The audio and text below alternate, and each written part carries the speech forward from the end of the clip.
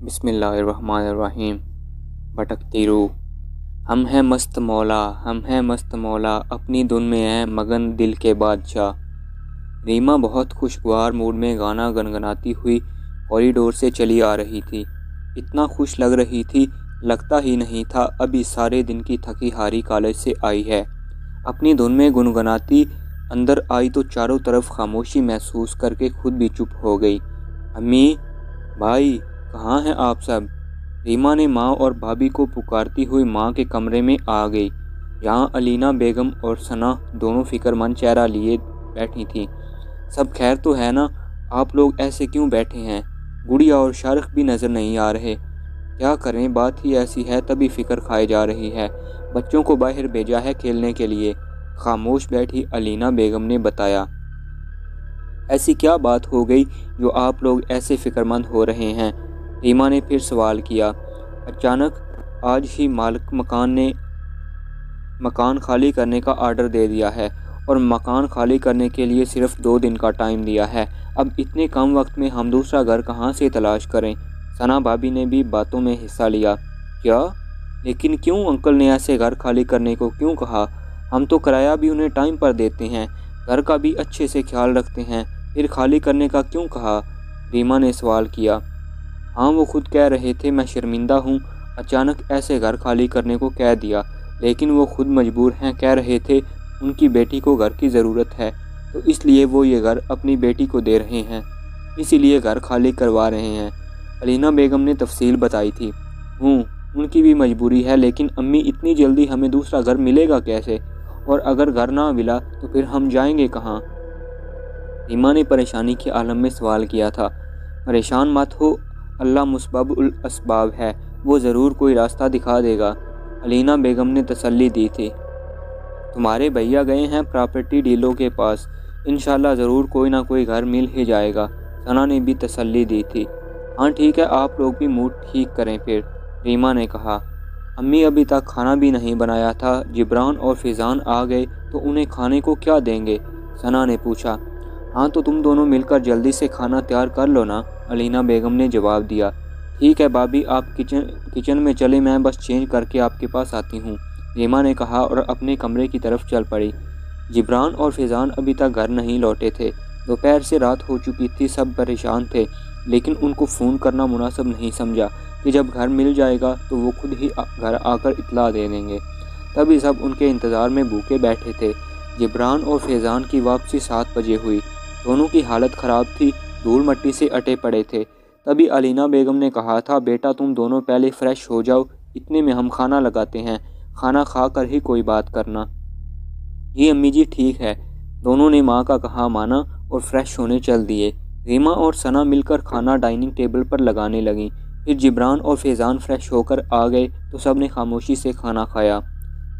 بچے پہلے ہی کھانا کھا کر سو چکے تھے۔ جب سب کھانا کھا چکے تو علینا بیگم نے پوچھا، ہاں اب بتاؤ کیا بنا گھر کا، کوئی انتظام ہوا کہ نہیں؟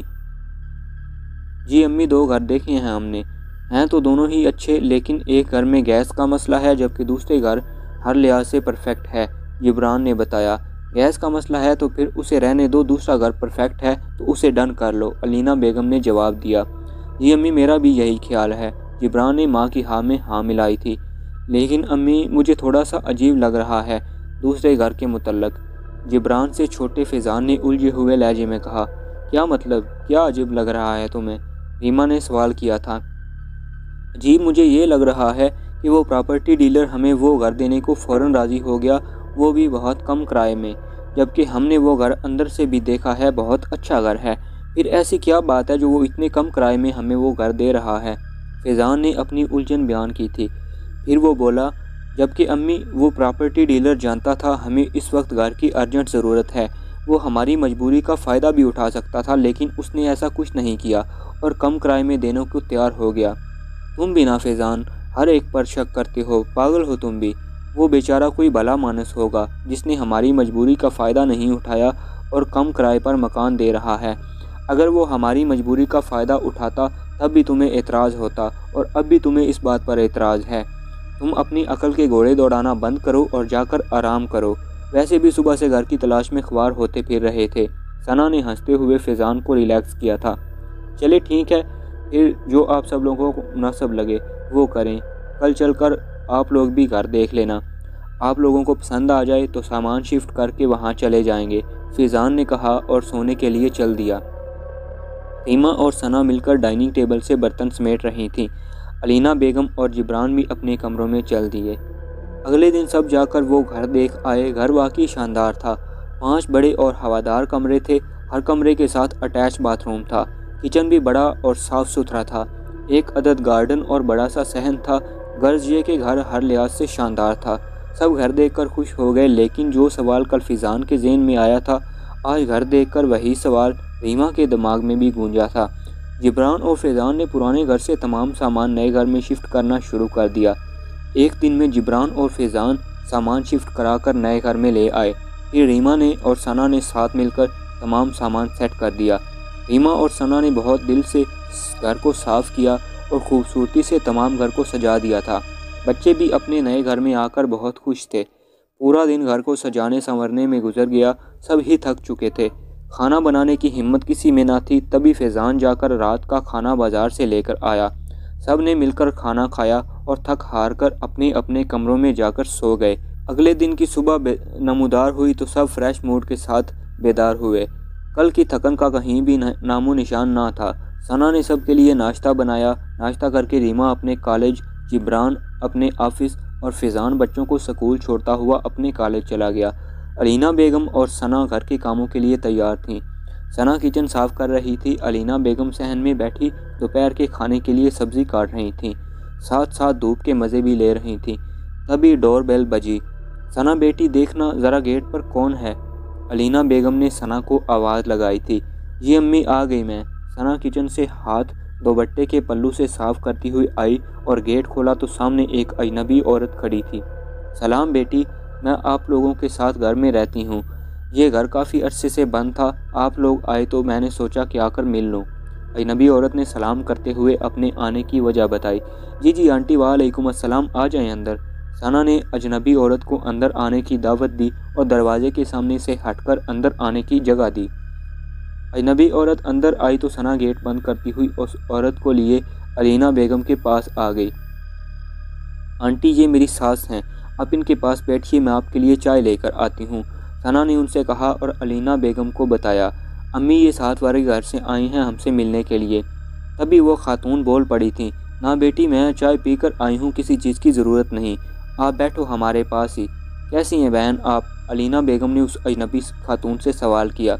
جی میرا نام بلقیس ہے، میں بالکل ٹھیک ہوں، دراصل اس گھر میں کوئی رہتا ہی نہیں ہے، جو بھی آتا ہے فوراً گھر چھوڑ جاتا ہے، کہا جاتا ہے اس گھر میں کئی بھوت رہتے ہیں، تو میں نے سوچا آپ لوگوں کو پہلے ہی بتا دوں۔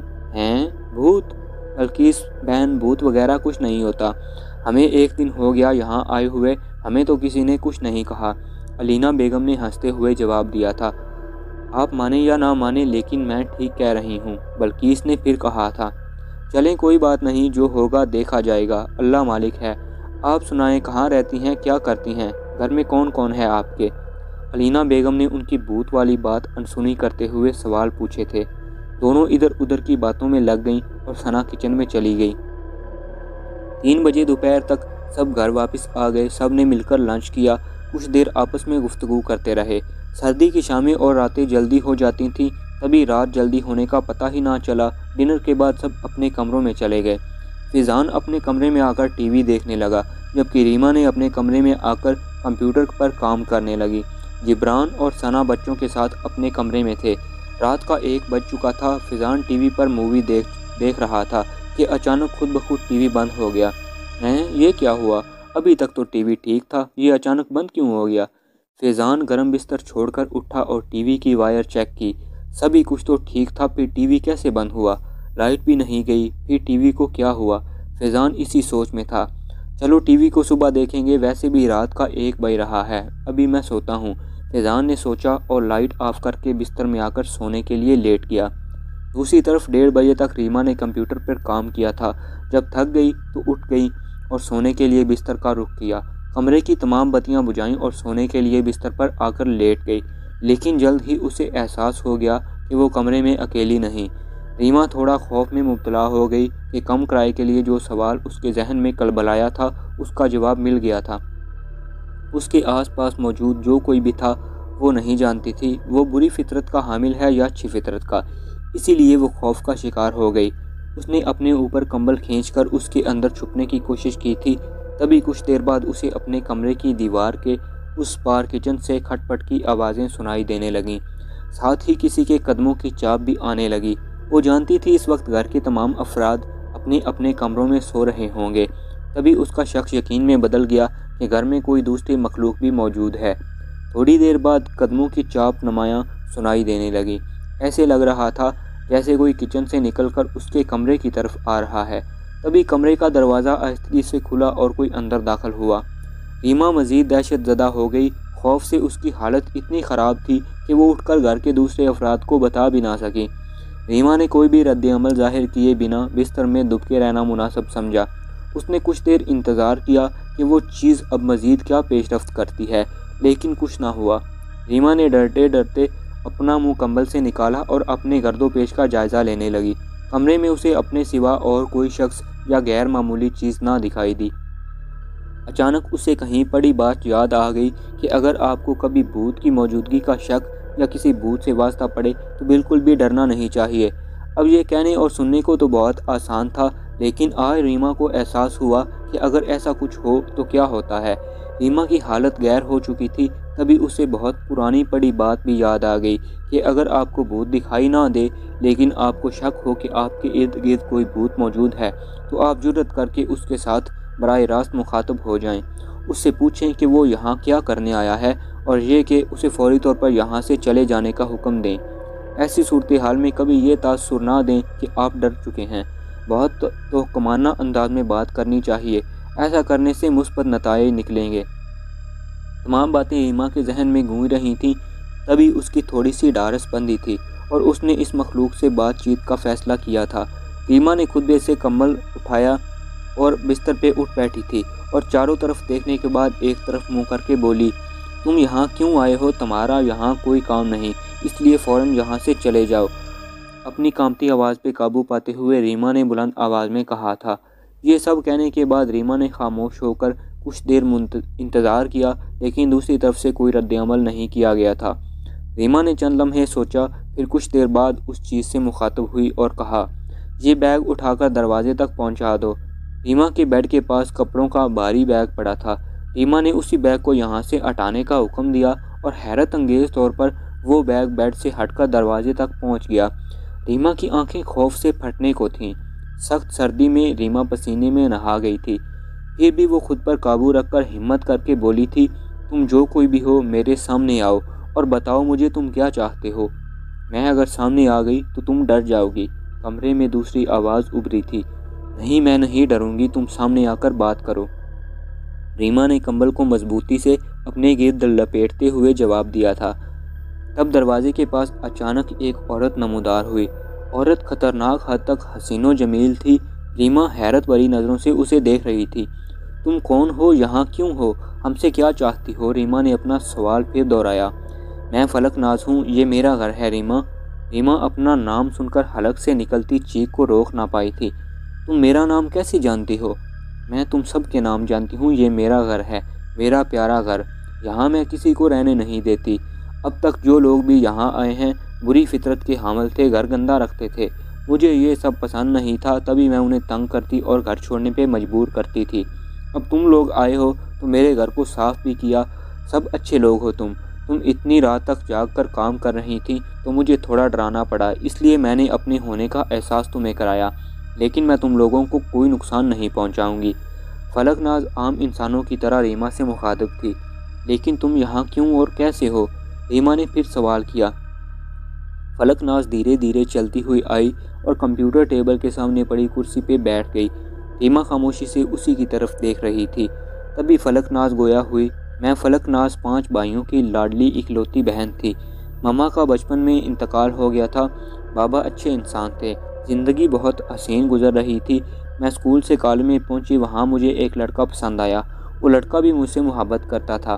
اس بات کی خبر جب میرے بھائیوں تک پہنچی تو انہوں نے اس لڑکے یعنی حسن کو بہت مارا اور مجھے گھر میں بند کر دیا۔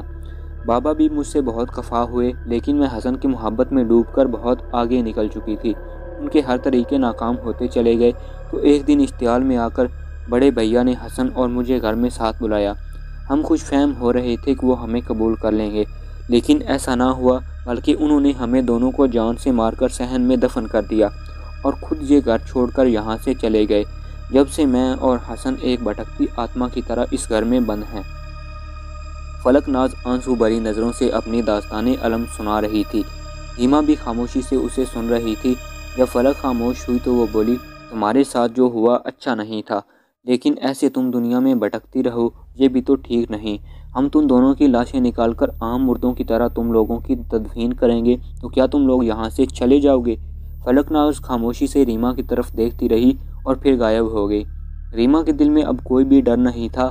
فلک کا غم اسے اپنا غم لگا تھا، تبھی وہ اس کی روح کو سکون پہنچانے کا ارادہ کرتی ہوئی سو گئی۔ اگلی صبح سب حسب معمول بیدار ہوئے تو ریما کی طبیعت کچھ بوجھل سی تھی۔ وہ ابھی تک رات کے واقعے کے سحر میں ڈوبی ہوئی تھی۔ جیسے ہی سب لوگ ناشتے کی ٹیبل پر جمع ہوئے تو اس نے رات کی تمام باتیں، تمام واقعہ سب کے گوشے گزار کیا۔